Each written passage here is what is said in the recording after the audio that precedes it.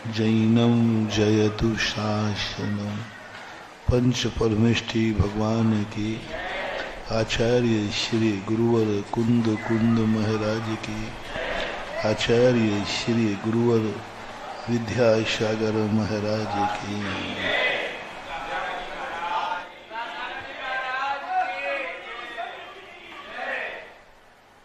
कल अपन विशेष रूप से रेखांकित किया था, विषय को कोड किया था कि हमें जब किसी से कोई वस्तु चाहिए है तो हमें उसकी शक्ति का पहचान होना चाहिए, उसकी मर्यादा का ज्ञान होना चाहिए, उसकी पोजीशन क्या है, उस पोजीशन का ध्यान होना चाहिए।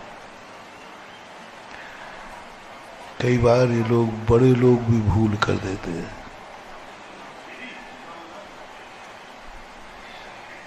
और बड़े लोग इतनी बड़ी भूल कर देते हैं कि वो छोटों की पोजीशन नहीं जान पाते। एक कलेक्टर बन गया बेटा, उसका पिताजी देहाती था,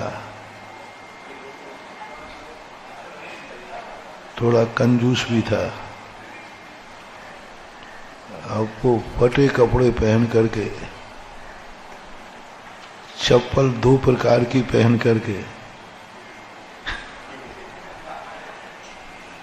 और देहाती भेष में कलेक्टर मीटिंग ले रहा था, उस समय पहुंच गए। अरे क्यों रे छोरा, तू यहां बैठा?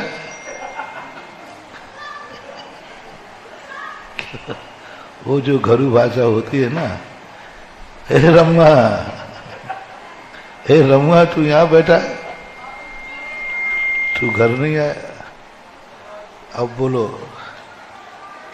पिताजी का ये रूप एक कलेक्टर जब अपने सभी कलेक्ट्रेट में बैठकर मीटिंग ले रहा हो तो पिताजी को इस रूप में वहां पहुंचना चाहिए क्या?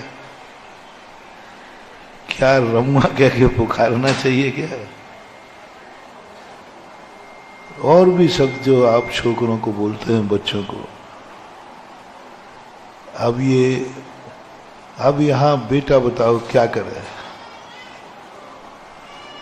क्या करे बेटा?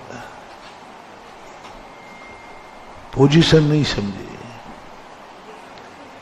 अब अपनी बेइज्जती कराने तुम वहां पहुंचोगे और पर कहा, अरे कलेक्टर बन गया, ये मुझे देखकर खड़ा नहीं हुआ, पैर नहीं छुए, तो जाके एक थप्पड़ और जड़ दो। तू मेरे सामने इतना बड़ा हो गया, तू मेरे सामने तक खड़ा ही नहीं हुआ, एक थप्पड़ और मार देवे। तो बोलो अब इसमें गलती किसकी है? अपन लोग सब बैठ के न्याय करें, किसकी गलती है? 100% पिता की। पिता होने का अर्थ यह नहीं है कि बेटे को तुम हर स्थान पर वही व्यवहार करो जो घर में करते हो, वही व्यवहार करो जो बेटे से करते हो। ठीक है, तू सर मत कहो, लेकिन कम से कम पहली बात तो ऐसे मौके पर जहां बेटा सबसे बड़े ओहदे पर बैठा हो, उस समय पिता को वहां पहुंचना नहीं चाहिए, क्योंकि वो राजगद्दी से उतरता है तो ठीक नहीं, और नहीं उतरता है तो आपका अपमान होता है। तो उस समय पिता को भी ये देखना चाहिए मेरा बेटा किस पोजीशन में है। सदा एक सा व्यवहार नहीं करना। इसलिए कल अपन ने समझा था कि सामने वाले व्यक्ति से हमारी इच्छाएं पूरी कराना है, लेकिन क्या उसमें तुम्हारी इच्छा पूरी करने की शक्ति है? क्या तुम्हारी इच्छा पूरी करने में उसको खुशी होगी? तुम तो अपनी इच्छा पूरी कर लोगे, बाद में वो रोता बैठ जाएगा, उसकी इज्जत खत्म हो जाएगी। तुम अपने तो पैर छुआ लोगे, लेकिन पूरी कलेक्ट्रेट में जो उसकी हंसी होगी, ये तेरे बाप है, ये तेरे पिता है, एक नीति है, तुम कपड़ों की इज्जत करोगे, तुम्हारी इज्जत करेगा। नीति है, तुम छोटों की इज्जत करोगे, छोटे तुम्हारी करेंगे। इज्जत का अर्थ है नहीं कि उनके पैर छूना, उनके ऊपर उनकी पोजीशन का ध्यान रखना। वो भी एक इंसान है, वो भी एक जीव है, उनकी कोई इच्छाएं।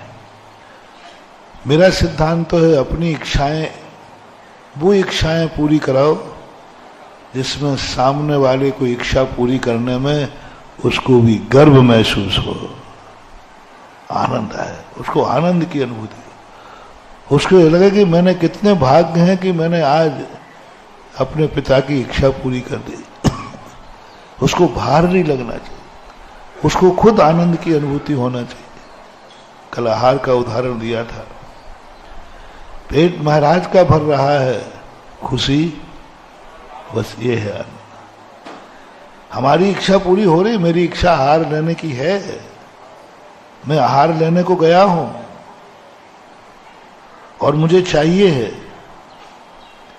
लेकिन जिनवानी कहती है तुम्हारी इच्छा मरे तो मर जाए, तुम अपनी इच्छा उसी दरवाजे पूरी कराना जिसको तुम्हारी इच्छा पूरी करने में उसको हर्ष और आनंद आए, उसको लगे कि ओहो मैंने आज महाराज की इच्छा पूरी कर दी, महाराज को आहार चाहिए तो मैंने दे दिया। महाराज को भी इतना आनंद नहीं आवे जितना आनंद देने वाले को आना चाहिए। ये प्रोसेस सभी स्थानों पे अपनाना है, सभी चीजों में अपनाना है। मैंने कल कहा था ना, परिवार में अपनाओ, बाप बेटे में अपनाओ, भाई भाई में अपनाओ, पति पत्नी में अपनाओ, रिश्तेदारों में अपनाओ, गुरु में भी अपनाओ।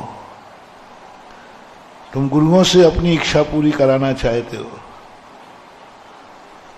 तो वही इच्छा पूरी कराना इसमें गुरु को भी आनंद आए कि मैंने शिष्य की कोई इच्छा पूरी। गुरु को आनंद आता है, गुरु को गर्व होता है कि मैंने शिष्य की इच्छा पूरी की। गुरुओं से इच्छाएं पूरी कराना कोई बड़ी चीज नहीं है, कर देते। दुर्योधन भी करा देता था, धमका के, रो के, डरा के, रूठ करके, डरा के, धमका, रूठ करके जबरदस्ती इच्छाएं पूरी कराना, ये दुर्योधन का काम था, दुर्योधन का काम था। और जब पिता इच्छा पूरी करता है तो उसको एक आनंद की अनुभूति होती है। कौन माँ है जो बेटी की इच्छा पूर्ति करते समय आनंद ना आवे? आता ही है। बड़ों को आनंद आता है अपनी इच्छा पूर्ति करना, भगवान को आनंद आता है भगवान के मंदिर में हम वो इच्छाएं पूरी कराएं जिससे भगवान को भी गर्व हो, मैंने भक्त की इच्छा पूरी की है। भगवान को आनंद आता है। ये मत समझना कि बड़ों को आनंद नहीं आता है, बस वो आनंद को दिखाते नहीं है। दो व्यक्ति चॉकलेट खा रहे हैं, एक बच्चा खा रहा है और एक बड़ा आदमी खा रहा है। दोनों के चॉकलेट के चेहरे देखना कैसे हैं। छोटा बार बार निकाले और बड़ा आदमी ऐसे खा रहा है जैसे कि बिल्कुल नीम की गोली खा रहा हो, लेकिन आनंद तो उससे भी आ रहा है।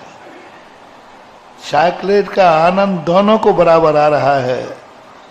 बच्चा आनंद को प्रदर्शित करता है और बड़ा आदमी आनंद को प्रदर्शित नहीं करता है। ऐसे ही बड़े लोगों को अपनी इच्छाएं पूरी करने में आनंद आता है, लेकिन वो सीरियस रहते, शांत रहते। भगवान को आनंद आता है, लेकिन वो नासा दृष्टि किए बैठे रहते। गुरु को हमें लोगों को कितना आनंद आता है तुम क्या जानो, आशीर्वाद देने में। फर्क इतना है, तुम्हें नमोस्तु करे और आशीर्वाद मिल जाए तो तुम अरे मजा आ गया, मजा आ गया, मजा आ गया। और हम लोग भी आनंद देते हैं आशीर्वाद दे करके, पर हम बाद में नाचते नहीं, मजा आ गया, मजा आ गया। बस इतना सा अंतर है। आनंद तो आशीर्वाद देने में भी आता है। बड़ा गर्व होता है, बड़ा गर्व होता है। मैंने आज किसी को आशीर्वाद दिया और उस आशीर्वाद से इसकी इच्छा पूरी हो गई। मान लीजिए तुमने नमोस्तु किया और तुम्हारी इच्छा पूरी हो गई, इंटरव्यू देने गए और आप इंटरव्यू में पास हो गए, तो आप 100 लोगों से कहते हो मालूम महाराज से आशीर्वाद लेके आए। अब ये समाचार तुम जिससे आशीर्वाद लेके गए हो ना, उसको थोड़ा जाके दो, महाराज जी आपके आशीर्वाद दिया था ना, वो आशीर्वाद दिया था ना, वो शांति धारा कराई थी ना आपने, वो भक्तांबर पाठ को पढ़ाया था ना आपने, मैं उसमें सफल हो गया। हमारे अंदर भी लड्डू फूटते। बस इतना है कि हम उसको उजागर, लेकिन अनुभूति आनंद की होती है। ओह मैंने आशीर्वाद दिया, इसका काम हो गया, इंटरव्यू पास हो गया। मुझे खुद अनुभूति हुई कब, कोरोना के समय, जिसकी मैं शांति धारा कराता था, बस मैं नाम याद रखता था कि देखो 2-3 दिन में क्या समाचार आते हैं, क्योंकि वहां 2-3 दिन में आना है जो कुछ आना है। यहां तो इंतजार करता था जब वो कहते थे महाराज जी इनको कोरोना हो गया और वो अस्पताल में भर्ती है, ऐसा हो गया। मैं शांति धारा करके नाम को रट लेता था पढ़ते समय, और रटने के बाद इंतजार रहता था कि, और जब समाचार आता था महाराज जी वो खतरे से बाहर है, आहा क्या आनंद की अनुभूति होती थी। ऐसा तुरंत मैं भगवान के पास जाकर के आभार मानता था, भगवान नुस्खा लग गया, वो बच गया। कौन? मैंने कि भगवान आपको याद नहीं, शांति धारा करना। एक कितना आनंद उछलता था, एक जीव को बचा लिया। अरे हम लोग तो एक चींटी को बचाते हैं, उतने ही आनंद में उछल जाते हैं। तुम तो संगी पंचेंद्रिय जीव हो, कितना उछल। उससे बड़ा आनंद आया, एक बार मैंने एक महाराज को कोरोना हुआ, मैं घबरा गया।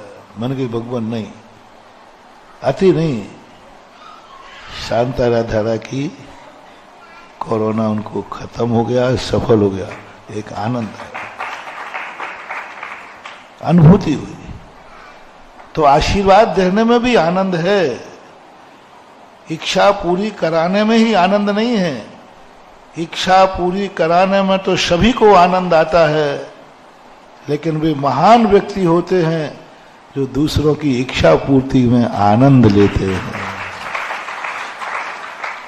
ये आशीर्वाद से कभी मेरी इच्छा पूरी नहीं होना, कभी नहीं होना, पर इस आशीर्वाद से जगत की इच्छाएं पूरी होती हैं, इसलिए वो आनंद की अनुभूति हमें होती है। और जब व्यक्ति को दूसरे की इच्छाएं पूरी करने में आनंद आने लग जाए, समझ लेना तुम्हारे अंदर महानता प्रकट हो गई है। अन्यथा स्वार्थ ही रहता है, मेरी इच्छाएं कब पूरी हों, मेरी इच्छाएं किससे पूरी हों, मेरी इच्छा कहाँ पूरी हो, दर दर भटकते रहते लोग, कुछ नहीं मिलने वाला। कल के और आज की मोटिवेशन का एक सूत्र, एक मंत्र दे रहा हूं।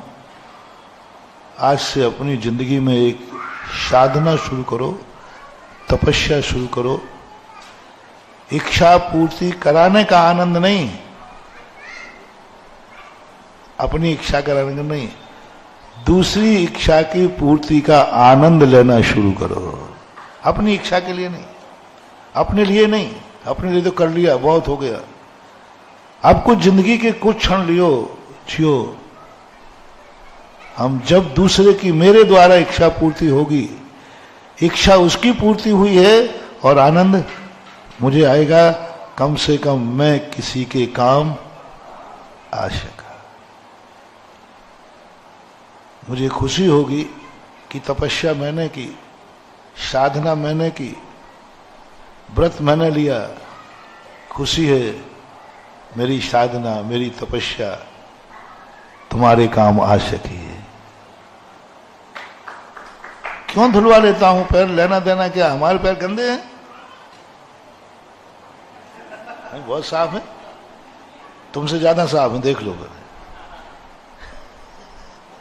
क्या हमारे कमंडल में पानी नहीं था?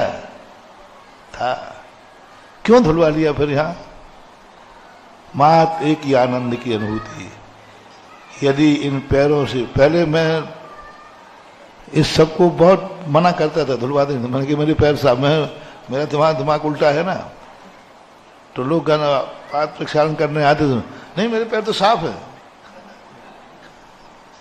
मेरे पैर तो साफ। मैं समझता था कि मात पाद पैरों को सफाई के लिए।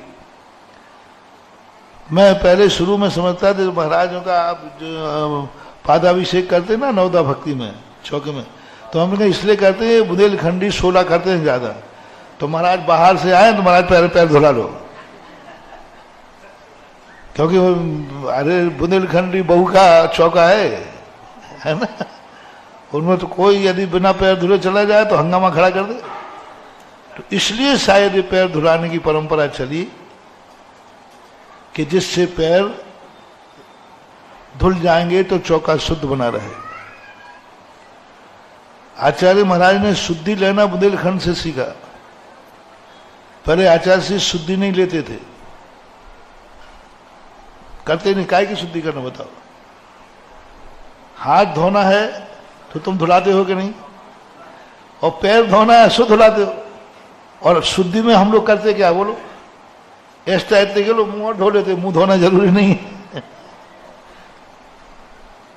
तो आचार्य जी कहते जब जिन दोनों पैर गृहस्थ धुलाते हैं तो हमें धोने की क्या जरूरत पड़ी? शास्त्रों में भी लिखा शुद्धि का कोई प्रावधान नहीं है। किसी भी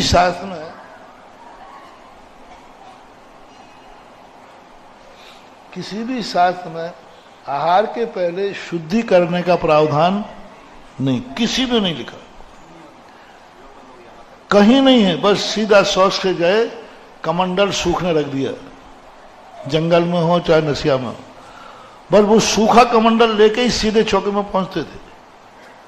सूखा कमंडल, कहीं शुद्धि करना, महाराज को शुद्धि कराना, ये करना, कोई आहार के पहले की शुद्धि का कोई प्रावधान आगम में है ही नहीं। तो आचार्य से नहीं करते। लेकिन जब एक बार क्या हुआ, स्थान मत पूछना, नाम मत पूछना, महाराज जी आहार करने के लिए बिना शुद्धि के आए, तो महाराज जी सीधे जाके बैठ जाते थे। तो एक माँ जी बोली, महाराज जी 16 का चौका है, पैर धो लो। आचार्य से कह दिया पैर धो लो, हमने बड़ा चौका। अब महाराज के कमंडल में तो पानी नहीं था, क्योंकि सुखा के लाए थे। नहीं है तो हम पानी दे देते हैं। वो महाराज जी पैर धुलाए। तो आचार्य ने कहा बात समझ में आ गई, बात समझ में आ गई। शुद्धि क्यों होने लगी? क्योंकि महाराज बाहर से आए हैं और बेचारे ने पूरा चौका शुद्ध बनाया है, तो पैरों से गंदगी अंदर न चली जाए। तब से दूसरे दिन से आचार्य जी ने, हमारे आचार्य जी बहुत जन पर सत्य को बहुत मानते, दूसरे दिन से ही आचार्य जी ने कमंडल में पानी लेना शुरू किया, शुद्धि की। और चौके के बाहर भी पैर, क्योंकि चौके के बाहर पैर धोने का आगम में उल्लेख ही नहीं कि हमें पैर चौके के बाहर धोना चाहिए, कहीं नहीं लिखा। यहां तक लिखा कि वंदना करते समय पैरों की शुद्धि करें, शौच लघु संज्ञा गए तो शुद्धि करें, लेकिन चौके में जाते समय चौके के बाहर पैर धोवे, ये ऐसा कोई उल्लेख नहीं है। और आचार्य ने शुरू किया। तो हम लोगों ने प्रश्न किया आचार्य से, तो फिर चौथे काल में क्या होता होगा, पहले क्या होता होगा? क्या जवाब दिया आचार्य ने? सुनो, पहले घर होते थे, घर में आंगन होता था, पहले साधु को आंगन में बैठालते थे चौकी पे, वहां पैर धुलाएंगे, वहीं पूजा करेंगे, वहीं परिक्रमा लगाएंगे और फिर कहेंगे मन शुद्धि, वचन शुद्धि, काय शुद्धि, आहार जल शुद्ध है, भोजनशाला में प्रवेश। यहाँ क्या कहेंगे दरवाजे पर? मन शुद्धि, वचन शुद्धि, काय शुद्धि, आज जैसे घर में, और फिर वहां बैठा लेंगे।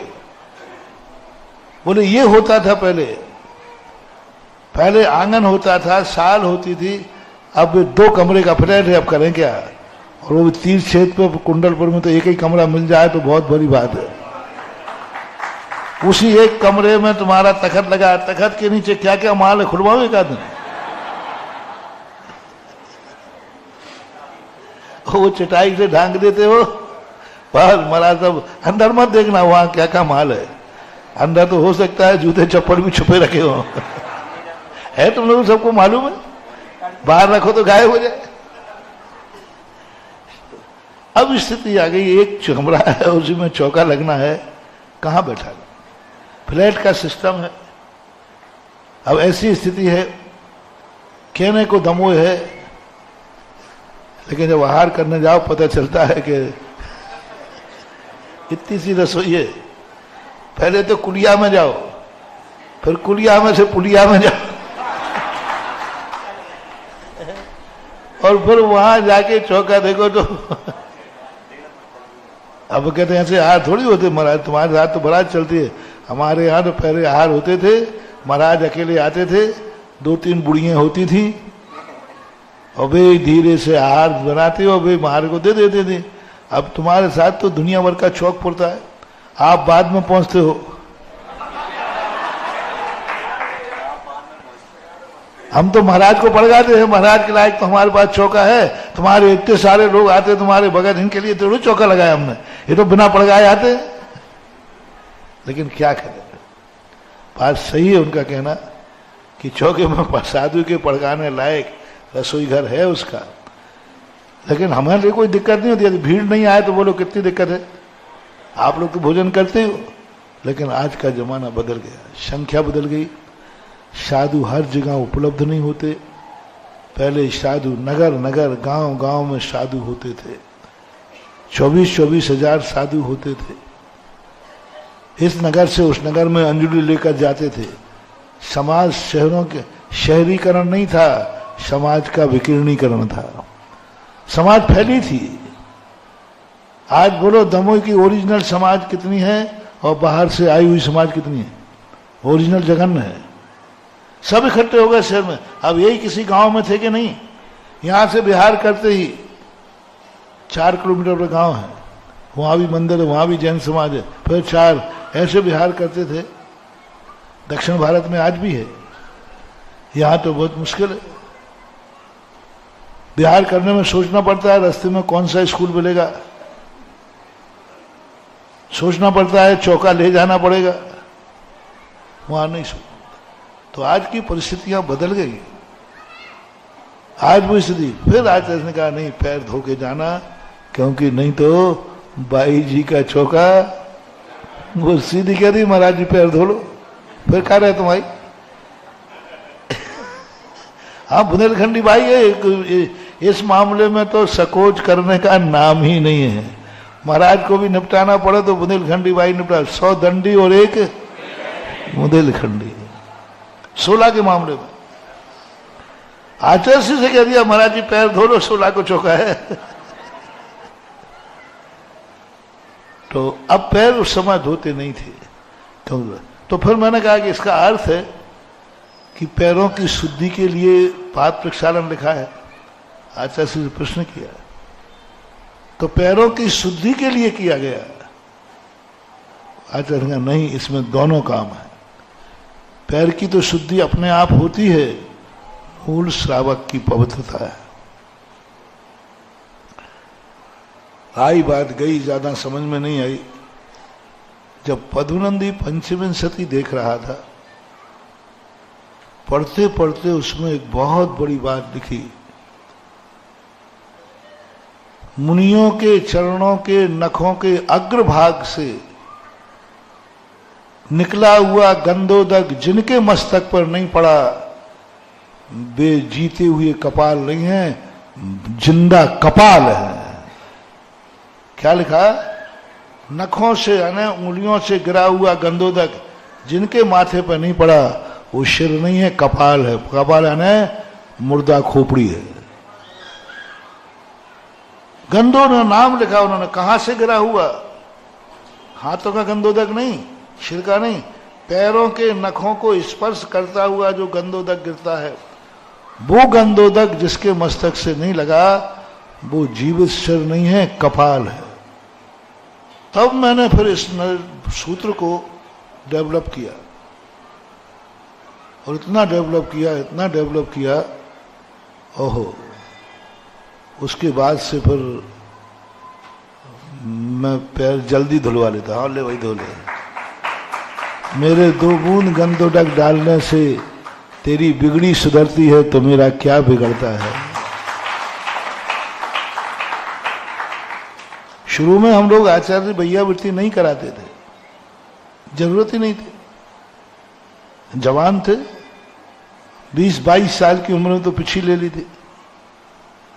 अब उस समय भैयावृत्ति क्या जरूरत? लेकिन तुम लोग तो मानने वाले नहीं हो, बुंदेलखंडी हो। तो हम लोग समाज सागर जी गुप्त सब लोग क्या करते थे, जैसे ही हम लोग सामायिक करते थे, सामायिक करके 1 घंटे करके बैठे रहते थे, और बैठे बैठे क्या करते थे, जैसे ही तुम लोग आए तो हम लोगों ने तुम्हारा नाम रखा था कमठ, तो तुरंत हम लोग कहते कमठ आ गए। पर कमठ आते ही हम लोग तुरंत चिटाई लेते थे, पहले चिटाई ओढ़ के बैठ जाते थे। तुम्हारी मजा लगे हमारी चिटाई हटा दो, तो सब लोग समझते थे कि महाराज जी अभी सामायिक में बैठे हैं। काय की सामायिक में बैठे हैं? बहुत दिन हो गए तो एक बार आचार्य जी कहा, महाराज जी इन नए छुल्लकों को आपने 3-3 घंटे की सामायिक दे दी, इतनी तो आप ही नहीं करते। 3-3 घंटे हो गए, शाम को बैठे, अभी 9:30-10 बज गए हैं और अभी तक महाराज लोग सामायिक से नहीं उठे। इतनी लंबी सामायिक आपने क्यों दे दी इनको? कम से कम उतनी दो जितनी आप करते हो। अरे गुरु शिष्य तो वो व्यक्ति बहुत बोल रहा था, आप इतनी सामायिक कराना ठीक नहीं, वो तो आप आदेश दोगे तो करेंगे, रात भर बैठे रहेंगे, लेकिन नए छुल्लकों को इतनी सामायिक कराना उचित नहीं, थोड़ी दया करना चाहिए, उनकी भी कमर झुकती है। हम लोग जानते हैं एक माला फेरने में कितने बार यूं होते हैं, और देखो ये महाराज लोग कोई हिल भी नहीं। आचार्य ने कहा इन छोकरों ने तो हमें बदनाम करेंगे। तो आचार्य धीरे से इशारा कर दिया, छिटाई खोल के देखो क्या कर रहे हैं। बाजू में बैठे ही रहते थे ऐसे एक साथ, आचार्य छिटाई डाल, काय को हम समय करें, आराम से ऐसे बैठे थे और उसमें से देख रहे थे कमर भगेगे नहीं। वो चिटाई में ऐसा होल कर लिया था, बस देखते रहते कि ये लोग खिसके, और अब और अनाया चिटाई खोल दी। आचार्य का इशारा हम लोग सुन नहीं पाए, हम लोग ऐसे आराम से टिके बैठे थे। उन्हें चिटाई हटाई, अरे महाराज जी आप तो बैठे हो, हम तो समझ सामायिक कर रहे। और फिर जो तुम लोगों ने पकड़ा, इतने जम की गुदगुदी आती थी, बच्चों को ज्यादा गुदगुदी आती है और हम लोग बच्चे ही थे। अब इतने जोर से पकड़ा और पैरों में वो ऐसे ऐसे करते हो आप लोग, और इतनी गुदगुदी आए, इतनी गुदगुदी आए, हम लोग रो पड़े। लेकिन तुम निर्दयियों को दया नाम की कोई, हम लोग नीची गर्दन करके रोना आ गया। यहां पकड़े तो और गुदगुदी आए पिंडली में। सुबेरे आचार्य से पास पहुंचे हम लोग, उनके आचार्य से, हम लोगों को भैयावृत्ति की जरूरत नहीं है, हम लोग अभी जवान हैं। तो आचार्य कहते अच्छा मैं बूढ़ा हो गया हूं क्या? ये कौन कह रहा भैया तुम बूढ़े हो गए, हम लोग बच्चे हैं। तो क्या बात है, बोले मतलब हम लोग गुदगुदी लगती है, ये होता है वे होता है, और जरूरत ही नहीं, हम लोग तो अभी छोकरे हैं, हम लोग कोई थकते थोड़ी है। फिर वो देखो प्रसंग समझाने का प्रसंग है, दूसरे की इच्छाएं पूर्ति करने में आनंद की अनुभूति क्या होती है।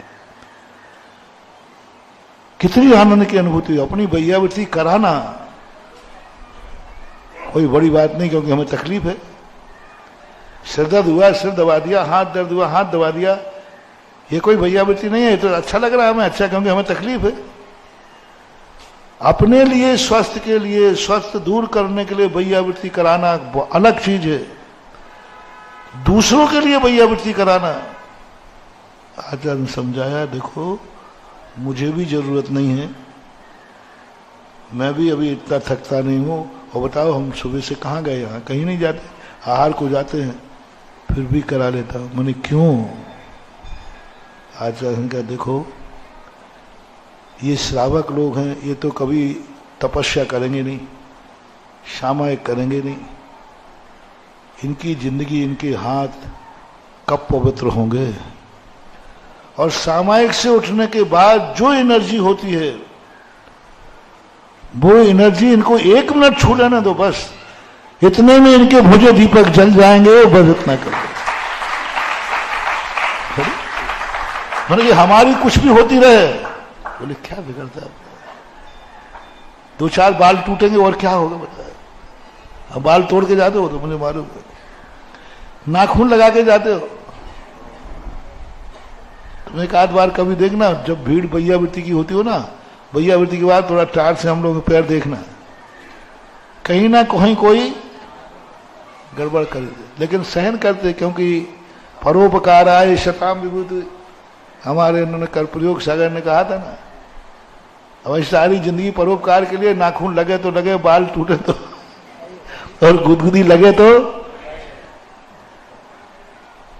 अच्छा नहीं, ये कैसे तुम्हारे पास आएंगे, कैसे तुम्हारी निकटता प्राप्त करेंगे?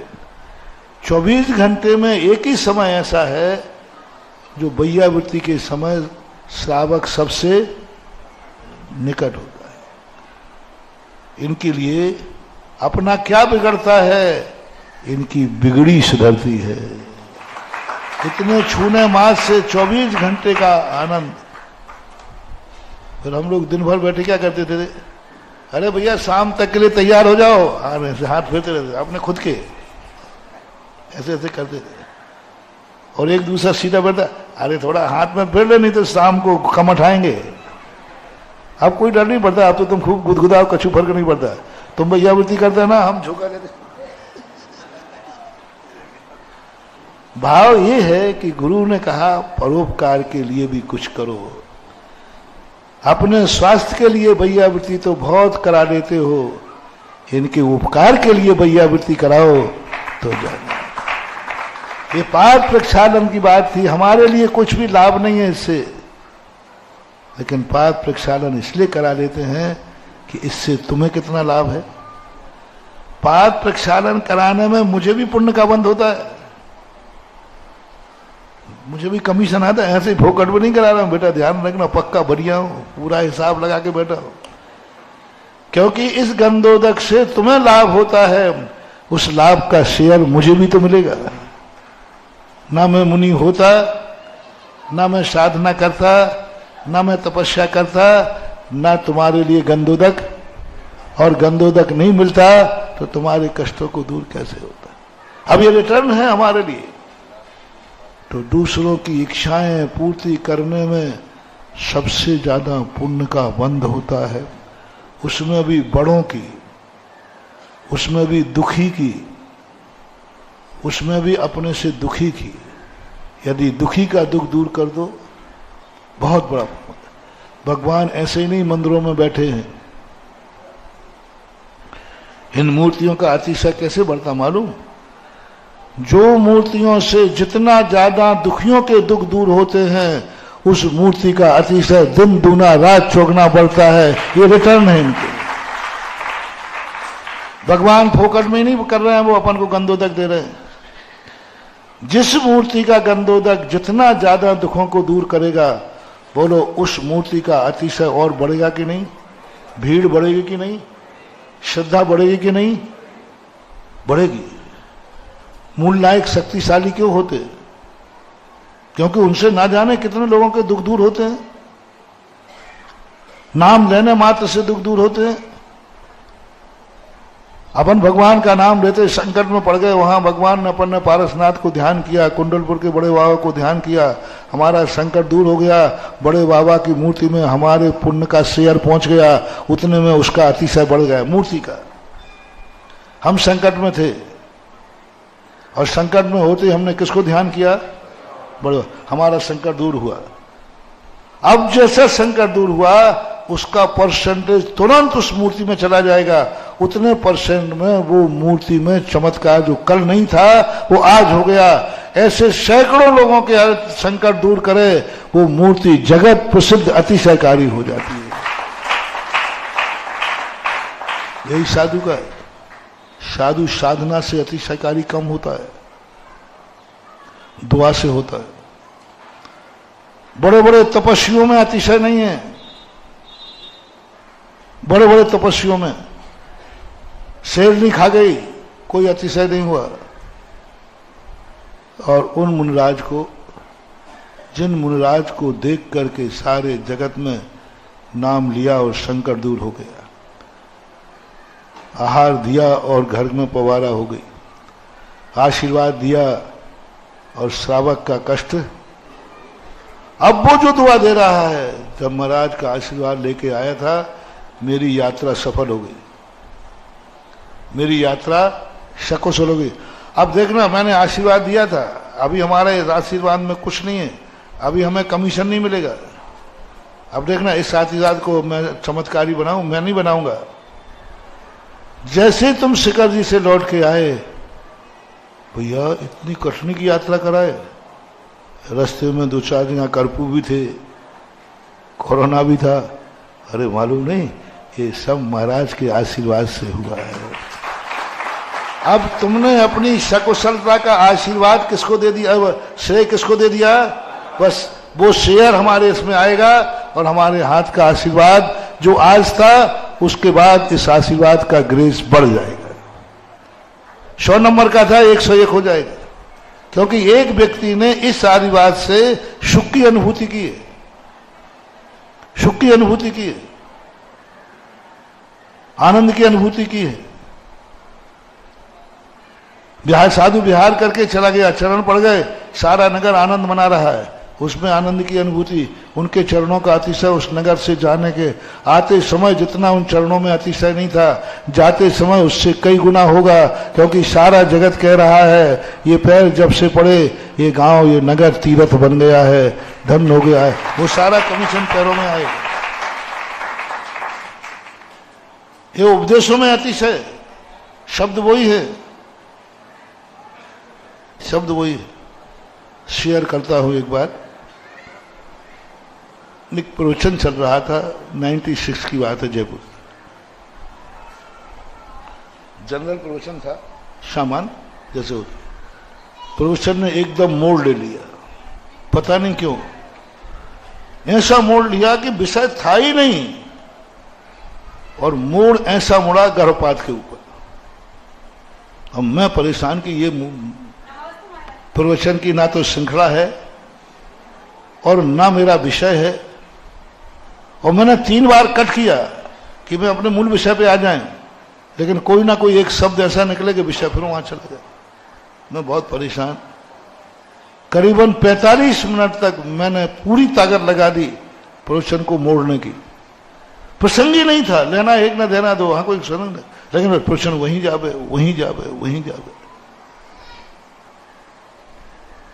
अंत में मैंने कहना पड़ा कि भाई देखो, प्रवचन थोड़ा विषय से हटकर हो गया, कल अपन विषय पे करेंगे। जैसे ही मैं प्रवचन करके कमरे में गया,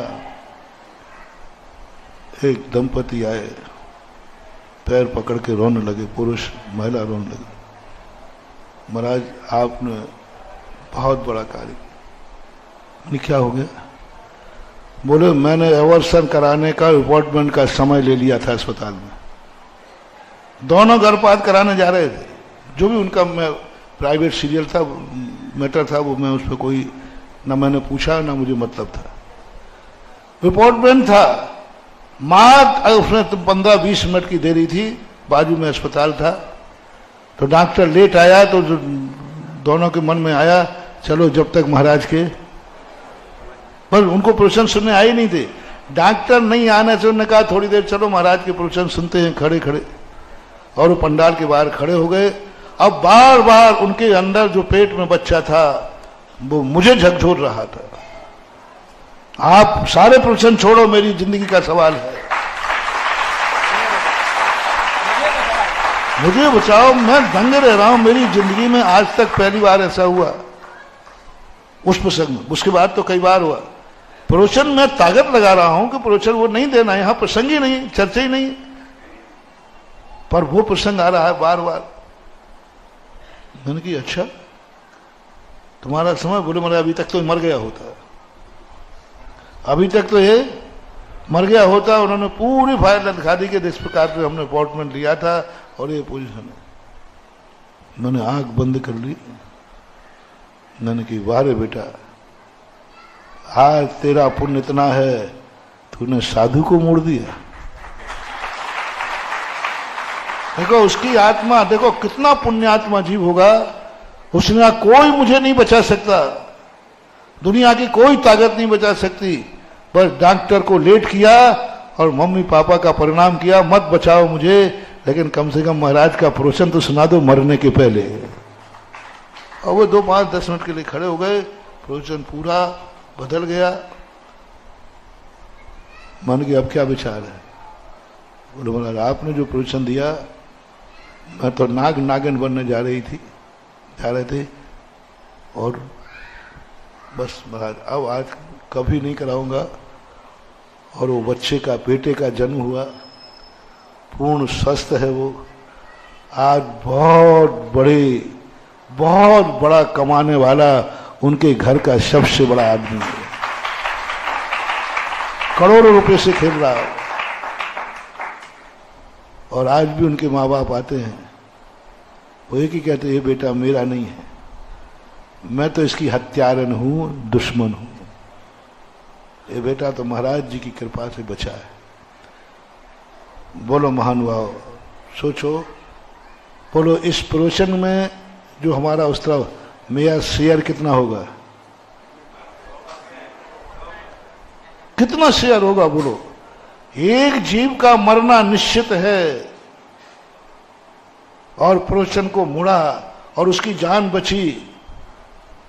अब ऐसे प्रवचन में, प्रवचन के देने के पहले अतिशय नहीं था, अब प्रवचन के बाद इस प्रवचन में 1000 गुना अतिशय बढ़ेगा, एक जीव को बचाए।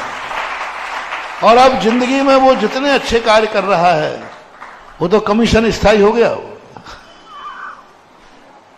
स्थायी होगा। और उसने भी, माँ बाप ने अपने बेटे को सब कुछ बता दिया, वो भी आज यही बात कहता है, आज गुरु कृपा से। अब बोलो वो मुझे कितनी दुआ देता है, आप लोग कल्पना करो ना। मेरे कारण नहीं, उसकी दुआ के कारण मेरे प्रवचन में अतिशय है। तो तुम कहते हो महाराज जो बोलते हैं हो जाता है, ये मेरी कोई साधना भावना नहीं है, मेरी कोई शक्ति नहीं, मैं तो बहुत छोटा सा साधु हूं, लेकिन उसकी दुआ ने इस वाणी को इतना चमत्कारी बना दिया कि नहीं, तुम प्रवचन दो, तुम्हारे प्रश्न में वो ताकत है कि एक व्यक्ति की जिंदगी बच सकती है। ऐसा होता है, बस वही करुणा, कहें शीख गुरु करुणादार, बस वही करुणा। तो हमें ये भी देखना पड़ता है, क्योंकि हम भी फोकटिया नहीं, आखिर खाता तो बनिया ही का हूं। तो कभी भी कुछ कार्य करते समय तुरंत देखता हूं कोई कमाई मुवाई है कि नहीं, कि यूं चिल्लाते जा रहा हूं। हाँ, आजकल तो मैं पूरा 100% बढ़िया बन गया हूं। कोई भी चीज में सबसे पहले देखता हूं कमाई है कि नहीं। मैं प्रवचन दूंगा तो प्रवचन की कमाई है कि नहीं, क्या कोई लाभ ले पाएगा, क्या किसी को लाभ मिलेगा। पूरी ताकत लगाता हूं कि हे भगवान, मेरे मुख से वही प्रवचन निकले जो इनके हृदय तक पहुंच जाए। सिर पे से प्रवचन निकल जाए तो वक्ता का दोष है, और हृदय में से प्रवचन निकल जाए तो श्रोता का दोष है। कहते ना, आज का प्रवचन तो एक किसका दोष है? वक्ता का दोष है। और हृदय में चला जाए और फिर निकल जाए तो श्रोता का दोष है। तो सही सही बताओ, मेरे प्रवचन सिर पे से निकलते हैं कि? बोलो ना, बहुत दिन हो गए दमोई वाले सुनते सुनते, इतने दिन से प्रवचन सुना रहा हूं, सिर पे से निकल रहे हैं क्या? यदि सिर पे से निकल रहे हो तो मैं आज से प्रवचन बंद कर दूं। मैं तो ताकत लगाता हूं मेरा प्रवचन सिर पे से नहीं हृदय में जाए। अब हृदय से तुम निकाल दो तो अब मेरी गलती नहीं है, वो तो तुम्हारी जानो। मेरा काम तो झोली में देना था, अब तुम्हारी झोली फटी है। तुम्हें प्रयास होना चाहिए। भगवान क्यों अनेक भाषाओं में बोलते थे? क्या एक भाषा नहीं थी भगवान के पास? यही कि भगवान की वाणी सिर पे से न निकल जाए, भगवान की वाणी सिर पे से न निकल जाए। एक पशु को भी समझ में आना चाहिए, एक सांप और शेर को भी समझ में आना चाहिए। इसलिए भाषाओं पर भाषाएं, जो जिस भाषा में समझता है उस भाषा में समझाता है। मोटिवेशन, कोई भी कार्य करते समय सोचो, तुम किसी नगर में जाओ, क्यों जा रहे हो? यहां अच्छा शहर है, भगत भी बहुत हैं, सेवा भी अच्छी होगी, जयकार भी खूब बोलेगी, और क्या क्या है वो मुझे पता। इसलिए तुम शहर को जाना। शहर में प्रवेश करने के पहले सोच लेना, क्या मैं इस शहर को कुछ दे पाऊंगा? क्या शहर मुझे पाकर आनंदित होगा? शहर मुझे पाकर आनंदित होगा? आचार्य सिंह ने एक बार कहा था कि कौन से शहर में तुम्हारी प्रभावना हुई है, तुम्हारे जाने के बाद यदि वो दोबारा चाहें तो समझना ना तुम अच्छे थे, और वो कहें निपट गया, पधारो, बाहर हो गया, पधारो सर। ये स्थिति बनना चाहिए। तो अपन सब, हम भी और आप भी, सब मिलकर के ये कार्य करें। आज कोई भी कार्य करना, उसमें यही सोचना, क्या मेरे कारण से सामने वाले की इच्छा पूर्ति हो रही है? नहीं। मैं भी आशीर्वाद देते समय सोचता हूं कि भगवान, इस हाथ उठाने से मुझे कोई लाभ नहीं है, लेकिन एक ही भावना है कि इसने जिस भावना से नमोस्तु किया है, इसकी भावना पूरी हो, और इसकी भावना पूरी हो गई, फिर जो मेरा कमीशन आएगा वो इस अतिशय में चमत्कार बताएगा। मानव, इसमें जो अतिशय आएगा वो मेरी साधना से नहीं आएगा, वो जो रिटर्न तुम दोगे आनंद से, महाराज के आशीर्वाद से मेरा काम, बस वो जो मेरा कमीशन आएगा वो अतिशय इस आशीर्वाद में बढ़ाता है। वही अतिशय मेरे आचार्य जी के आशीर्वाद का सबसे बड़ा, उनका खुद का आशीर्वाद था ही नहीं, वो देते ही नहीं थे, बहुत कंजूस थे। संसार में सबसे ज्यादा कंजूस आदमी कोई था, वो भी आशीर्वाद देने में, उसका नाम था। लेकिन बेटा ये भी ध्यान रखना, यदि हाथ उठ गया तो बेड़ा पार हुए बिना नहीं रहता है ना। या तो वो देते ही नहीं थे, और मिल गया तो जन्नत मिल गई, और देख लिया तो इतने कंजूस, इतना, मैंने ऐसा कंजूस आदमी नहीं देखा। थोड़ी आंख उठा के सबको ऐसा देख ले, मैं तो क्या बिगाड़ता भैया बताओ? चश्मा और लगा दो, नहीं नहीं देखना। उनकी नजर कहां रहती थी हमेशा? गर्दन तक टेढ़ी हो गई उनकी, आंख झुकाने में टेढ़ी हो गई। इतने कंजूस थे देखने में दूसरे की तरफ। लेकिन यदि किसी को देख लिया तो बोलो ना, आचार्य जी ने देख लिया, वो उस दिन संभालता नहीं था, और बोलने में कंजूस थे। आचार्य जी दुर्गुण बता रहा हूं, बाहर सब चला देना। आचार्य जी के दोस्त सुधा सागर ने गिनाए, चला देना। मेरा बाहर सब तो वैसे ही चलता था, और कटिंग करके चलता है। मौन में बोलने में कंजूस थे, इतने कंजूस, घंटों बोलते रहो। और यदि दो शब्द बोल दिए तो अपन सबको मालूम है। 2 शब्द बोल दिए तो जिंदगी भर वो कहता महाराज जी ने मुझे बोला, महाराज जी ने 2 मिनट बोला, महाराज जी ने 1 सेकंड बोला, 1 शब्द बोल दिया, वो कहता था मुझे तो यही मंत्र है, मेरी तो जिंदगी बदल गई। क्यों?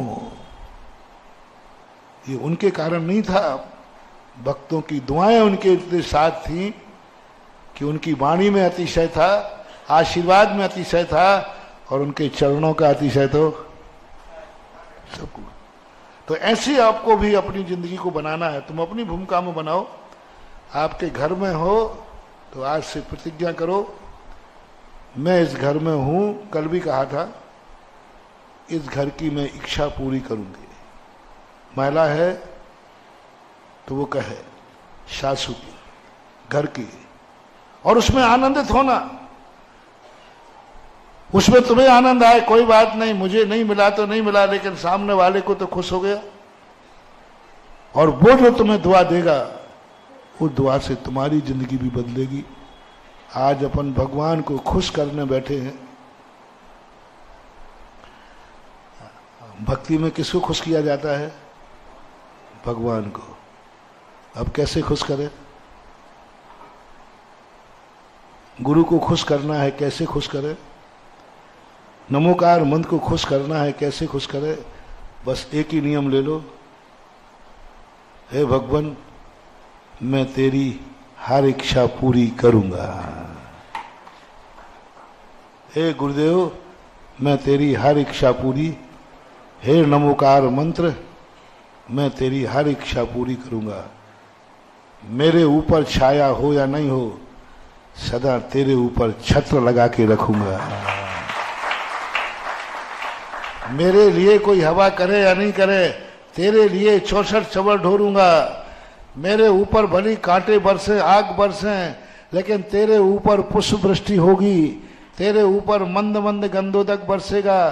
तेरे ऊपर पुष्प वृष्टि करूंगा। मेरे ऊपर चाहे भली अंगारे बरसे, तेरे लिए सब कुछ, जो कुछ है सब तेरे लिए करूंगा।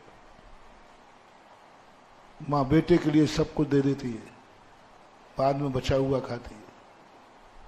मालूम द्रौपदी को एक वैष्णव दर्शन में आया, द्रौपदी को एक चमत्कार था कि जब तक वो भोजन नहीं कर लेती थी तब तक उसका कटोरा खाली नहीं होता। कितने लोग भोजन करना है, एक के बदनती है।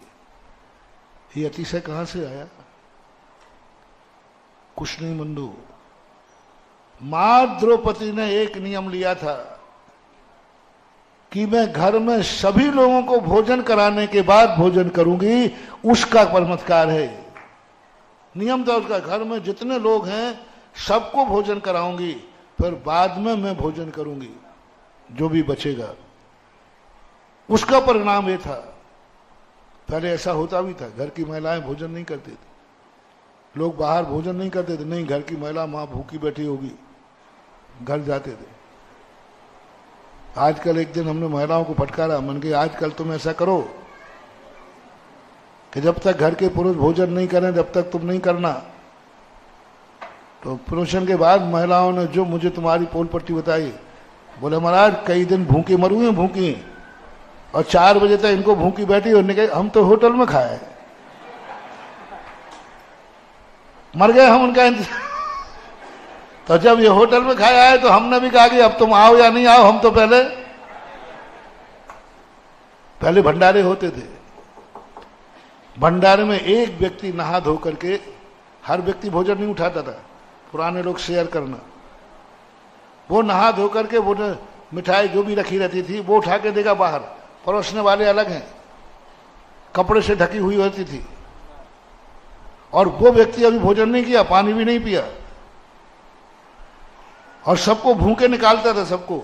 अंत में जब सब भोजन करते थे, कर चुके थे, तब सब लोग मिलकर उसको बाहर निकालते थे, उन्हें परोसते थे। उसका सिद्धि मालूम, 1000 लोगों का भोजन बनता था, मिठाई 2-2 हजार खा जाते थे, बचा रहता था। अन्नपूर्णा, क्योंकि स्वयं भूखा बैठा दूसरे को खिला रहा है। आहार देने में पुण्य नहीं है रे, और जो तुम भूखे रहकर मेरा पेट भर रहे हो बस उस समय पुण्य बंद होता है।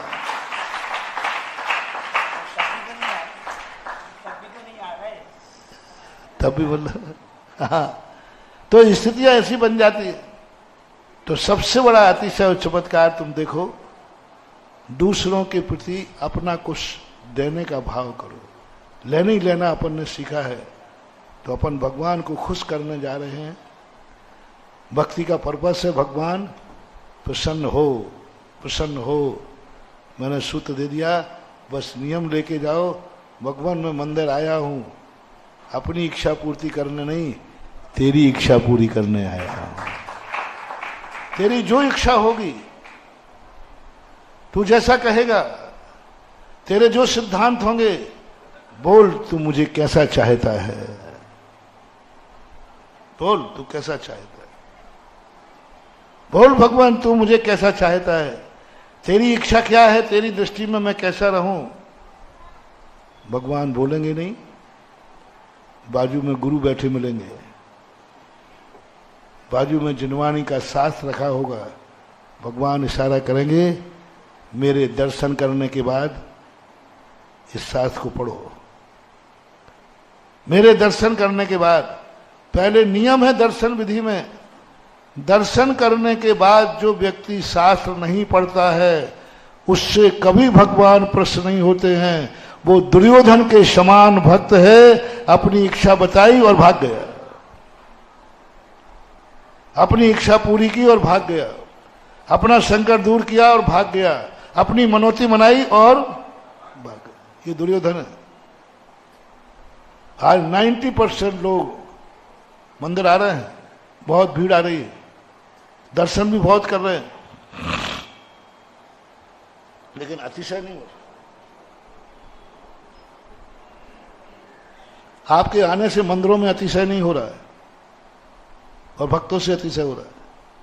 मात्र एक गुण दुर्गुण जो मैंने देखा है, आप दर्शन करके चले जाते हैं, अपना दुख रोके चले जाते हैं, अपनी विविधाएं कह के चले जाते हैं, लेकिन दर्शन के बाद स्वाध्याय नहीं करते। जो तुम भक्ति में कह रहे हो वो तुम्हारी इच्छाएं हैं, और दर्शन के बाद शास्त्र पढ़ोगे वो शास्त्र भगवान की इच्छाएं हैं। शास्त्र किसकी वाणी है? तो भगवान कहते मेरे दर्शन कर लिए ना, तेरी इच्छाएं मैंने सुन ली, अब मेरी इच्छा सुन, मेरी इच्छा सुन, और जाकर गद्दी पे बैठ के शास्त्र पढ़ो। मेरी क्या इच्छा है, पढ़ो शास्त्र। मेरी क्या इच्छा है? मेरी यही इच्छा है तू रात में नहीं खाना, मेरी यही इच्छा है अवक्ष नहीं करना, मेरी यही इच्छा है षड आवश्यक का पालन करना, मेरी यही इच्छा है अपने आप को तू। क्या लिखा है शास्त्र में? यही तो लिखा है। और बस श्रावक उसी समय नमोकार मन पढ़ता था, भगवान पूरी ताकत लगाता हूं, तेरी इच्छा मैं पूरी करके रहूंगा और वैसा मैं बनूंगा जैसा तू चाहता है। और श्रावक ने ये नियम ले लिया, उसी समय उस मूर्ति में अतिशय होना चालू हो जाता है, चमत्कार होना। भगवान प्रसन्न होगा तेरे से, क्योंकि जिसकी इच्छा पूरी होती है वो तो प्रसन्न होते ही है, और तुमने इच्छा पूरी कर दी। तो ये स्थितियां हैं भगवान को। और ये स्थिति पूज्यवर मानतुंग आचार्य महाराज क्या अपने लिए कुछ बोल ही नहीं रहे, सब भगवान की महिमा गाए जा रहे। अब तेरे लिए मेरे लिए कुछ है ही नहीं, अपने लिए एक कण भी नहीं बचा रहा, सारी संपत्ति लुटाए जा रहा है भगवान पर, सब कुछ तो लुटा दिया। अब जो कुछ बचा था वो अष्ट प्रातिहारों में लुटा दिया। शुंभत प्रभावलय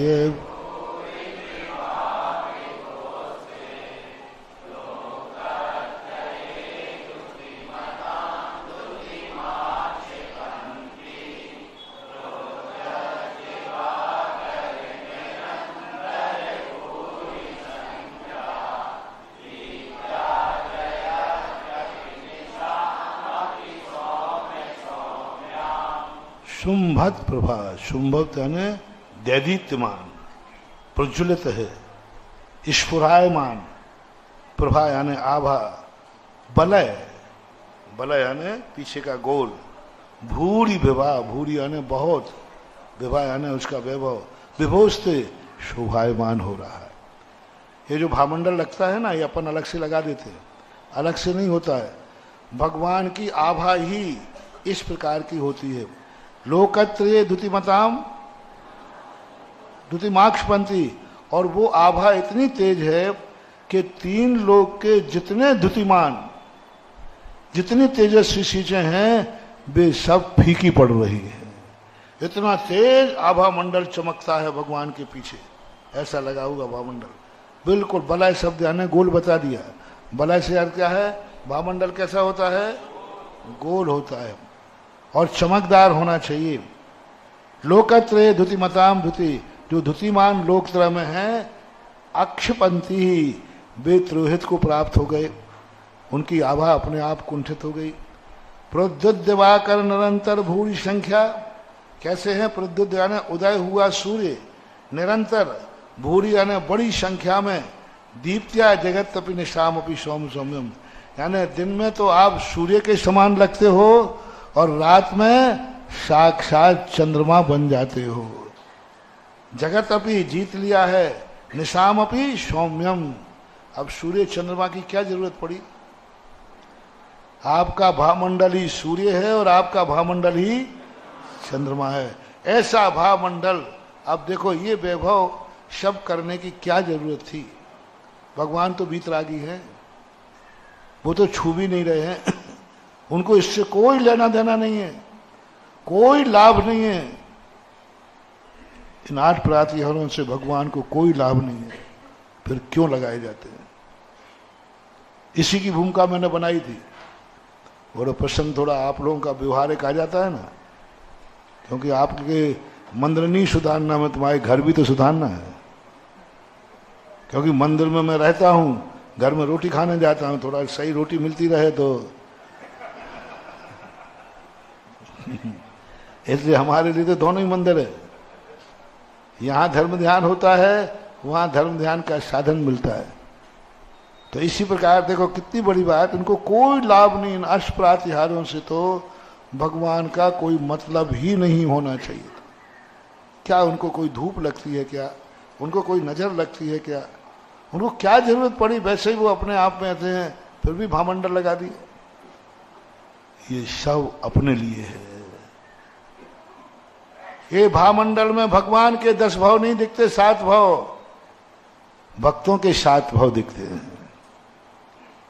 कहीं 100 का आता, कहीं 7 का आता, अपने भाव दिखते हैं, अपने लिए कार्यकारी है।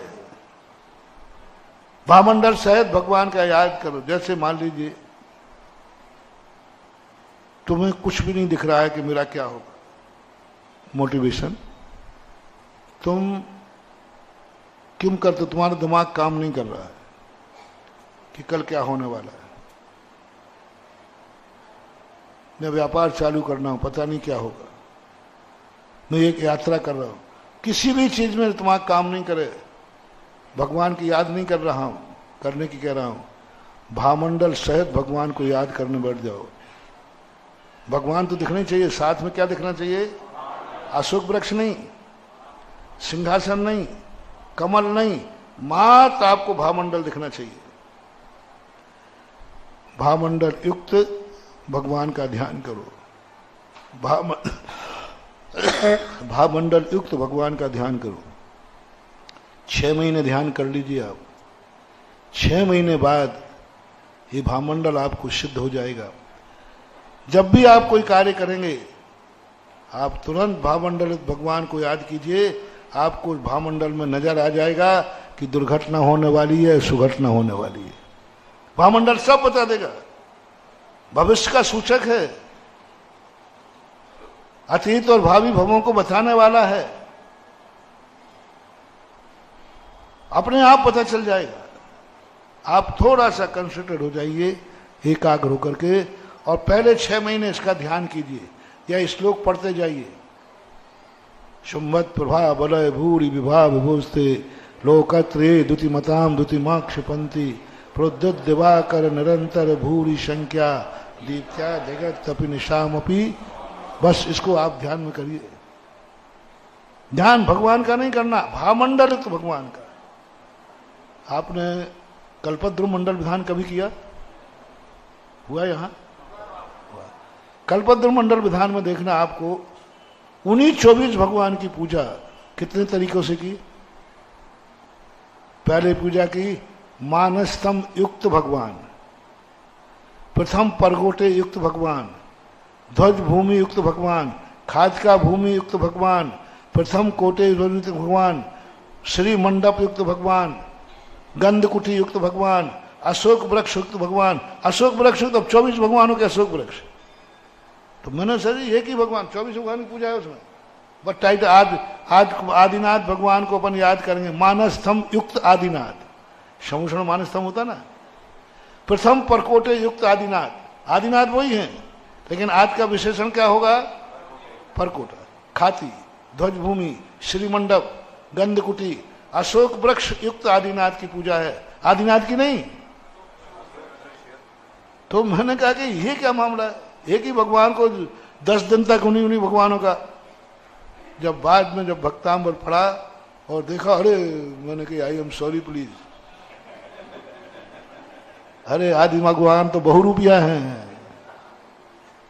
ये अशोक वृक्ष सहित आदिनाथ को ध्यान रखो तो अलग एनर्जी निकलेगी, और भामंडल वाले आदिनाथ को करो तो अलग एनर्जी निकलेगी, और छत्र वाले आदिनाथ को करो अलग, और चवर वाले आदिनाथ को, छत्र वाले आदिनाथ को पुष्प वृष्टि। चारों तरफ तुम्हारा अपयश हो रहा है, चारों तरफ तुम्हारे दुश्मन फैले हैं, चारों तरफ दुश्मन फैले हैं। 2 श्लोक बताऊंगा अभी तुम्हें, आप पुष्प वृष्टि वाला ध्यान कीजिए। चारों तरफ से गालियां आ रही हैं, बुराई आ रही है। आप 6 महीने 100 साधना करके जब भी आपको कोई गाली देवे, आप यही पूछ के पुष्प, मंदार सुंदर न मेरु सुपारी जात, संतान कादि कुसुमो कर वृष्टि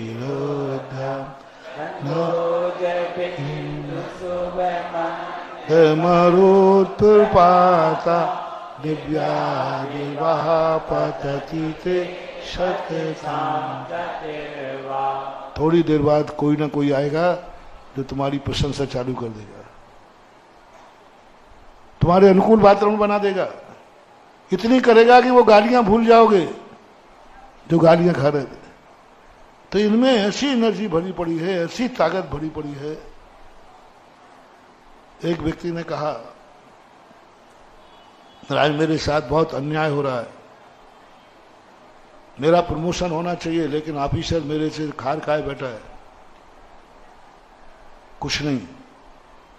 तो उसने कहा, मैंने तो आपका अलग से मैं बताता ना, ध्यान रखना, जितनी चीजें मैं यहां बताता हूं कमरे में पूछने आ मत जाना। महाराज जी वो कौन सा श्लोक बताया था? मैंने कमरे में बताना झाड़ा फूकी है, और यहां बताना भक्तांबर की महिमा है। तो भक्तांबर की महिमा तो मैं गा सकता हूं, लेकिन झाड़ा फूकी मेरे से बस की बात नहीं। तो कमरे में आप, महाराज जी वो कौन सा बताया था हमारे लिए? मैं नहीं बताया। तो उसने कहा मैंने तो ये किया। और इसका सबसे बड़ा उदाहरण तुम्हें बताऊं, एक अभिनंदन करके थे वर्धमान, जिसको बंदी बना लिया गया था। उसके लिए पाकिस्तान से कोई बच के तो आते ही नहीं। मैंने कहा काश उसकी जिंदगी का कोई फोटो मिले कैसा है। मैंने फोटो ऐसा नहीं मिला।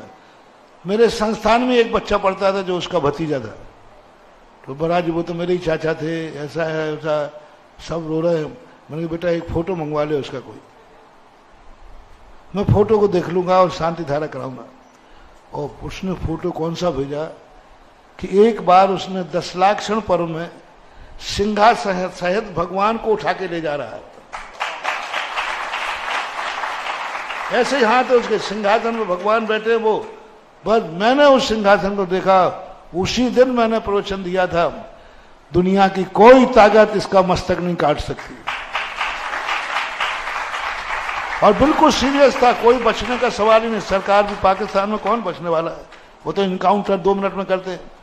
मैंने कहा इसने सिंहासन सहित भगवान को सिर पर रखा है, इसके सिर का कोई बाल बांका नहीं करेगा, मेरी गारंटी है। और उस दिन मैंने भगवान को कहा, भगवान सिंहासन सिर पर है, ये फोटो भगवान को दिखाया और सबके शांति धारा कराई मैंने। 3 दिन बाद 4 दिन बाद पता चला। तो ये ऐसी चीजें ताकतें अपने पास है ना, आज तुम समझते हो और ना आज समझाने वाले। कौन समझाए? कोई समझे तब तो समझाए। समझने का समय कहाँ है? और जो समझ के समझाता है वो सबको समझ में आ जाता है। समझ के समझाओ। इन श्लोकों को पहले समझो, ध्यान करो, साधना करो, अपनी आत्मा की पर्याय बनाओ और फिर समझाओ। देखो कैसे समझ में नहीं आता। तो ये सारे प्रातिहार्य स्वर्गापवर्ग गम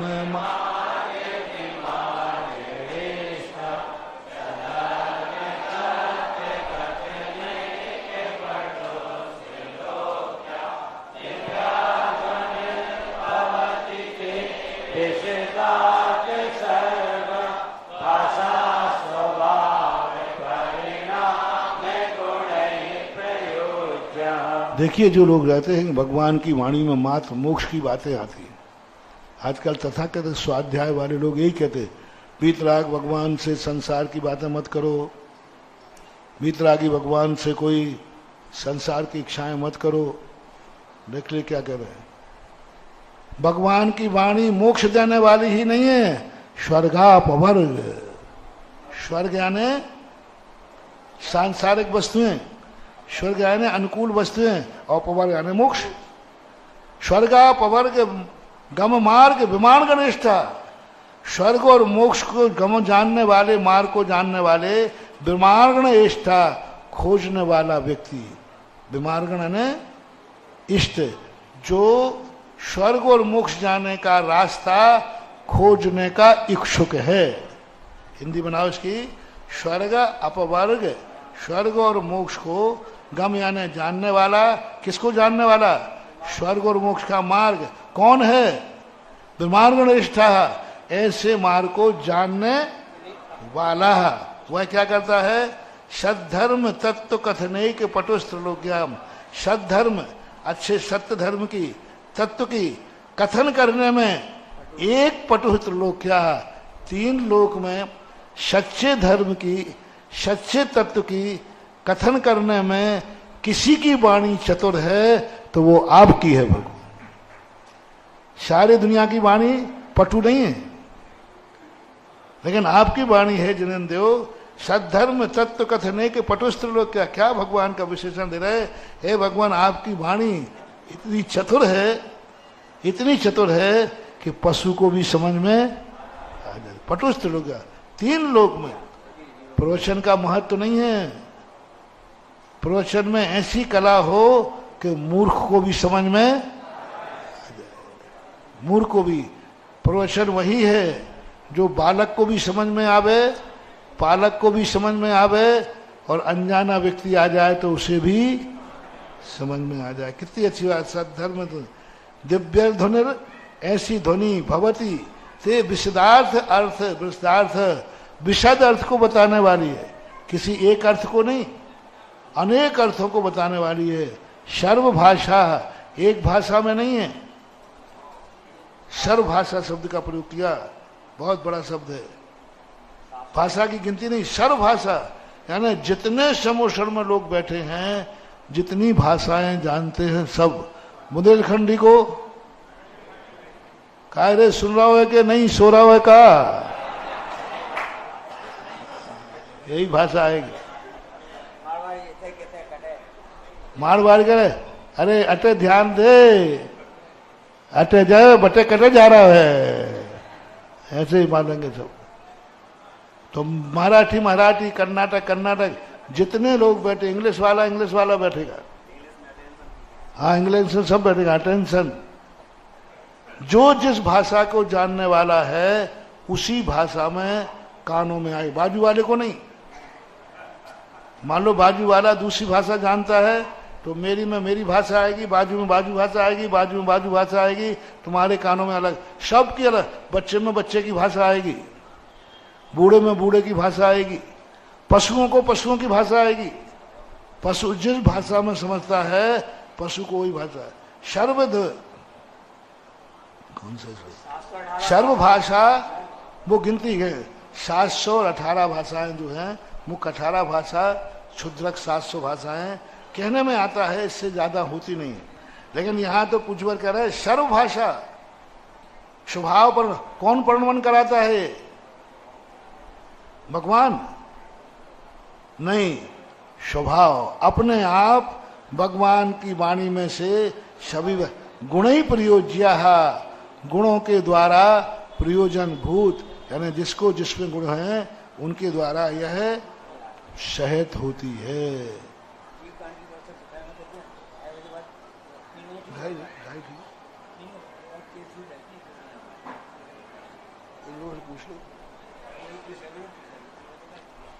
ढाई बजे की 2:30 क्लास पढ़ना हो तो पढ़ो, काहे को हमें परेशान कर रहे हो? गर्मी का पढ़ना है। कितने लोग पढ़ते देखे? हाँ, पढ़ते बहुत सारे पढ़ते।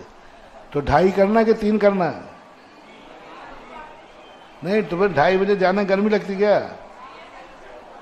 3 से करें?